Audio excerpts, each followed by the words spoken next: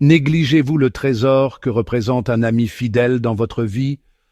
Prenons un moment pour réfléchir à la valeur inestimable d'une véritable amitié.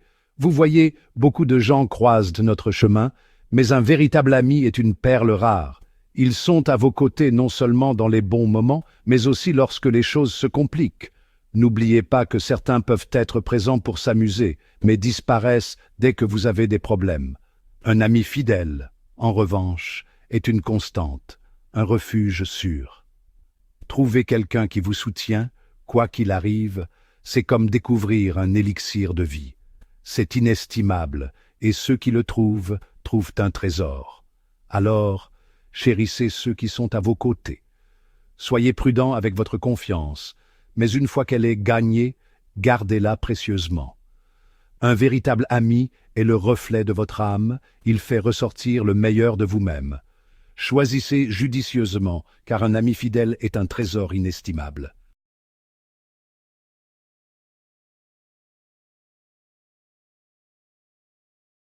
En ce temps-là, Jésus arriva dans le territoire de la Judée, au-delà du Jourdain. De nouveau, des foules s'assemblent près de moi, et de nouveau, comme d'habitude, je les enseignais. Des pharisiens l'abordèrent, et pour le mettre à l'épreuve, ils lui demandaient « Est-il permis à un mari de renvoyer sa femme ?»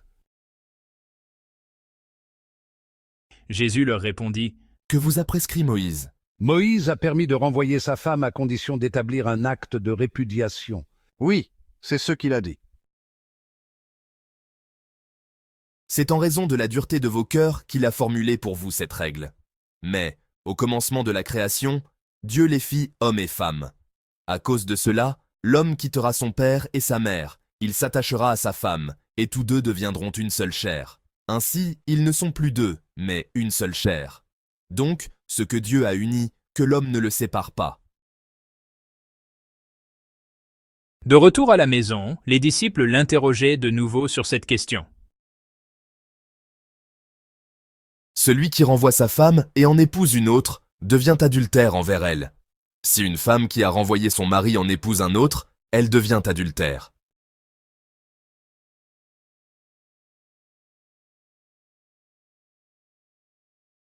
Dans l'évangile de Jean, Jésus offre une prière poignante à la veille de sa passion.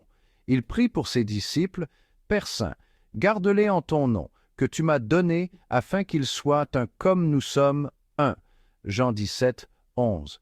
Cet appel à l'unité résonne à travers les siècles, nous parvenant aujourd'hui avec une urgence que l'on ne peut ignorer. Les paroles du Christ ne s'adressent pas seulement aux croyants individuels, mais au cœur même de la cellule familiale. Cette prière transcende une simple requête d'harmonie. Elle parle d'une réalité ontologique profonde que le Christ désire pour ses disciples. Être un comme lui et le Père sont un. Cette unité n'est pas simplement un sentiment ou une émotion, mais une communion profonde et durable enracinée dans l'amour et un but partagé. Cette prière trouve son expression la plus intime dans le sacrement du mariage. Éphésiens 5, 32 nous dit « Ce mystère est grand, je dis cela par rapport au Christ et à l'Église. De même que le Christ et l'Église sont unis dans un lien mystique et indissoluble, de même le mari et la femme sont appelés à devenir une seule chair. Cette unité va au-delà de l'acte physique du mariage. Elle englobe les domaines spirituels, émotionnels et intellectuels. C'est l'union de deux âmes, s'efforçant ensemble vers le divin. Cette unité est le reflet de l'être même de Dieu, un Dieu trinitaire qui existe en parfaite communion. L'Église reconnaît le mariage comme un sacrement, un signe extérieur d'une grâce intérieure. Il ne s'agit pas simplement d'un contrat ou d'une construction sociale, mais d'une alliance sacrée scellée par Dieu lui-même. Cette compréhension élève le mariage à un niveau de signification profonde. Ce lien sacramentel est une source de grâce et de force pour le couple, lui permettant de vivre sa vocation d'amour et de service. De même que le Christ s'est livré pour l'Église, de même les époux sont appelés à se donner l'un à l'autre dans un amour total et désintéressé. Cet amour sacrificiel est la pierre angulaire d'un mariage solide et durable. Section 4. Le fondement de la famille, amour, fidélité et honnêteté. L'amour, la fidélité et l'honnêteté constituent le fondement de tout mariage réussi. L'amour, au sens chrétien, n'est pas simplement un sentiment, mais un choix, un engagement envers le bien-être de l'autre.